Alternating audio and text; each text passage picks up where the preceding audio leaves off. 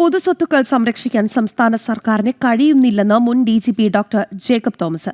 പുണ്യസ്ഥലത്ത് നിന്ന് പുണ്യവസ്തുക്കൾ പോലും മോഷണം പോവുകയാണ്.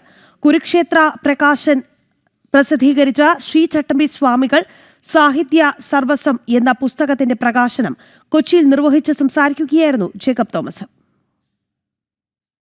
കേരളത്തിൽ സാമൂഹ്യ മുന്നേറ്റം സാധ്യമാക്കിയത് ചട്ടമ്പി സ്വാമികളും ശ്രീനാരായണ ഗുരുദേവനുമെല്ലാമാണ്. ഒരു സമൂഹത്തിൽ ജീവനും സ്വത്തിനും സംരക്ഷണവും നീതിയും ലഭ്യമാകണം. സാമൂഹ്യ മുന്നേറ്റത്തിൽ ഒന്നാമതാണെന്നാണ് മുഖ്യമന്ത്രി പറയുന്നത്. എന്തെങ്കിലും അക്രമം നടന്നാൽ പോലും ജീവൻ രക്ഷാ പ്രവർത്തനമാണെന്നാണ് പറയുന്നത്. പുണ്യസ്ഥലത്ത് നിന്നും പുണ്യമായ വസ്തുക്കൾ പോലും മോഷണം പോവുകയാണെന്നും ഡോക്ടർ ജേക്കബ് തോമസ് പറഞ്ഞു. ശബരിമല സ്വർണ്ണക്കവർച്ചയിൽ സത്യസന്ധമായ അന്വേഷണം നടക്കുന്നില്ല. സാമൂഹ്യ മുന്നേറ്റത്തിൽ കേരളം ഒന്നാമതാണ് എന്ന് ഇന്നലെ കേരളത്തിൻ്റെ മുഖ്യമന്ത്രി പ്രഖ്യാപിച്ചു.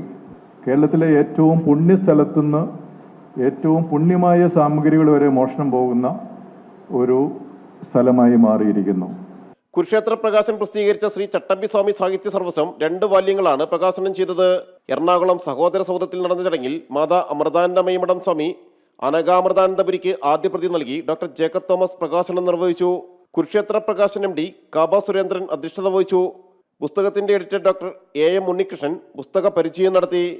കുരുക്ഷേത്ര പ്രകാശൻ ഡയറക്ടർമാരായ KR ചന്ദ്രശേഖരൻ, BR വിദ്യാസാഗരൻ എന്നിവർ സംസാരിച്ചു.